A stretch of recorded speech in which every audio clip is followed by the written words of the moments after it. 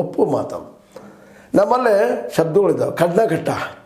ಕಡ್ನ ಕಟ್ಟೋಕ್ಕಾಗೋದಂದ್ರೆ ಅತಿ ಕಷ್ಟ ಸಮಯದಲ್ಲೇ ಆಜು ಬಾಜು ಮನೆಯವರು, ಸಮೀಪದವರು, ಬಂಧುಗಳು, ಹಿರಿಯರು ಒಂದು ಹೆಲ್ಪ್ ಮಾಡ್ತಿರ್ತಾರೆ. ಈ ಕಾನೂನಿಂದ ಅಂಥ ಮಾಡಬೇಕು ಅನ್ನೋಂಥ ಮನಸ್ಸಿದ್ದವ್ರಿಗೆ ಕೊಡಲಿ ಪೆಟ್ಟು ಬಿದ್ದಂಗೆ ಆಗಿದೆ. ಈಗ ಹೆಣ್ಮಕ್ಳ ಶೋಷಣೆ ಒಳಗಾಗ್ತಾರೆ ಅಂತ ಕೂಡ ಹೆಣ್ಮಕ್ಳ ಪರವಾಗಿ ನಮ್ಮ ಕಾನೂನುಗಳಿದ್ದಾವೆ.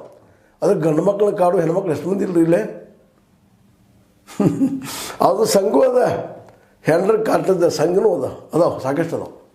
ಇದನ್ನು ವಿಚಾರ ಮಾಡಬೇಕಾಗ್ತದೆ. ಕೇವಲ ಒಂದು ಕಾನೂನಿಗೆ ಒಂದೇ ರೂಪ ಇರುವುದಿಲ್ಲ, ಹಲವು ರೂಪಗಳಿರ್ತಾವೆ. ಆ ದಿಶೆಯಲ್ಲಿ ರಾಜ್ಯಪಾಲ ಗೆಹ್ಲೋಟ್ ಎತ್ತಿದಂಥ ಪ್ರಶ್ನೆಗಳು ಭಾಳ ಸಮರ್ಪಕ ಇದ್ದಾವೆ. ಇದು ಚರ್ಚೆ ಆಗಲೇಬೇಕು.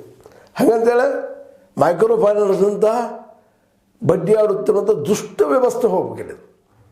ಪ್ರೀತಿಯಿಂದ ಹೌದಪ್ಪ ಬ್ಯಾಂಕಿನ ದರ ಏನದ ಆ ನೆಲೆಗಟ್ಟಿನಲ್ಲ ಸಾಲ ಕೊಟ್ಟು ತೊಗೊಂಡು ಬದುಕುವಂಥ ವ್ಯವಸ್ಥೆ ಆಗಲಿ. ಆ ಪಾಪ ಅದಕ್ಕೆ ಬಂದಿದ್ದವರು ಈ ಸಾಲ ಕೊಟ್ಟವ್ರು ನಾವು ಮುಳುಗಿಸಲು ಜನ ಇದ್ದಾರೆ. ಇಲ್ಲಿ ದುಡ್ಡು ತೊಗೊಂಡು ಓಡೋಕೆ ಬಂದಿಲ್ಲ ಅಂದರೆ ಸಾಕಷ್ಟು ಜನ ಇದ್ದಾರೆ. ಹೀಗಾಗಿ ಅವರು ಉಳಿಬೇಕು, ಇವರು ಉಳಿಬೇಕು. ಯಾಕಂದ್ರೆ ನಮ್ಮ ಸರ್ಕಾರಕ್ಕೆ ಎಲ್ಲರಿಗೂ ಉದ್ಯೋಗಗಳು ಶಕ್ತಿನೇ ಇಲ್ಲ. ಅವ್ರು ಬಂದ ದುಡ್ಡನ್ನು, ಟ್ಯಾಕ್ಸ್ ದುಡ್ಡನ್ನು ಹರಿದು ತಿನ್ನೋದ್ರಾಗ ಮುಂದಿದ್ದಾರೆ. ಅಭಿವೃದ್ಧಿ ಮಾಡ್ತೀವಿ, ರೋಡ್ ಮಾಡ್ತೀವಿ, ಗಟರ್ ಮಾಡ್ತೀವಿ, ಲೈಟ್ ಕೊಡ್ತೀವಿ, ಮತ್ತೇನು ಕೊಡ್ತೀವಿ ಅನ್ಕೊಂತಾರೆ. ನಮ್ಮ ಉದ್ಯೋಗ ಸೃಷ್ಟಿ ಮಾಡ್ತೀವಿ ಅಂತ ಹೇಳ್ಬೋದು. ಇಲ್ಲಿವರೆಗೆ ಏನು ಮಾಡ್ತೀವಿ 70-75 ವರ್ಷದಿಂದ. ಹೀಗಾಗಿ ಇವತ್ತು ನಮ್ಮ ಬಡತನ ಹೆಚ್ಚಾಗಿದೆ. ಬಡತನ ಉಳಿಸ್ಬೇಕು. ಪಾಪ ಬ್ಯಾಂಕಿಗೆ ಹೋದ್ರೆ ಬ್ಯಾಂಕ್ ಸಾಲ ಕೊಡುವಂಗಿಲ್ಲ.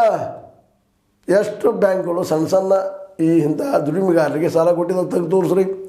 ಅವು ಕೊಲ್ಯಾಟ್ರಲ್ ಬಿಡ್ತಾರೆ. ಮತ್ತು ಶಿಕ್ಷಣಕ್ಕೆ ರೀ ಮಾರಾಯರ ಒಳ್ಳೆ ಎಜುಕೇಟೆಡ್ ಅಂತ ಹುಡುಗರು PUC ಚಲೋ ಸ್ಕೋರ್ ಮಾಡಿದಂಥ ಮಕ್ಕಳಿಗೆ ಶಿಕ್ಷಣಕ್ಕೆ ಸಾಲ ಕೊಡೋಕೆ ಕೊಲ್ಯಾಟ್ರಲ್ ಕೇಳ್ತಾರೆ, ಅಸೂರೆನ್ಸ್ ಕೇಳ್ತಾರೆ. ಈ ಬ್ಯಾಂಕರ್ಸ್ ಅದರಿಂದ ಕೊಡೋದೇ ಇಲ್ಲ. ಎಷ್ಟು ಬೇಕು ನಿಮ್ಗೆ ಉದಾಹರಣೆ. ಹಾಗಾಗಿ ಪಾಪ ಸಣ್ಣ ಪುಟ್ಟ ಅಲ್ಲಿ ತೊಗೊಳ್ತಿರ್ತಾರೆ ಸಾಲ, ಹೊಳ್ಳಿ ಕೊಡ್ತಿರ್ತಾರೆ. ಅವರು ತೊಗೊಂಡವರು ಕೊಡಬೇಕು ಪ್ರಾಮಾಣಿಕವಾಗಿ. This is the main basic thing. ಅದನ್ನೆಲ್ಲ ಇಲ್ಲಿ ಗೆಹ್ಲೋಟ್ ತೋರಿಸಿದಾರೆ. ಆ ಮಾತುಗಳನ್ನು ಸಹ ಚರ್ಚೆ ಮಾಡಿ ನಮ್ಮ ಸರ್ಕಾರ ಅದು ಅನುಷ್ಠಾನಗೊಳಿಸ್ಬೇಕಾಗ್ತದೆ. ಯಾಕೆಂದರೆ ಯಾರಿಗೂ ಅನ್ಯಾಯ ಆಗಬಾರ್ದು. ದುಡ್ಡು ಕೊಟ್ಟಿದ್ದಾರಂತ ಪಾಪ ಅವ್ರಿಗೆ ಅನ್ಯಾಯ ಆಗ್ಬಾರ್ದು. ಮೈಕ್ರೋ ಫೈನಾನ್ಸ್ ಇರ್ಬೋದು ಇವತ್ತು ಅದು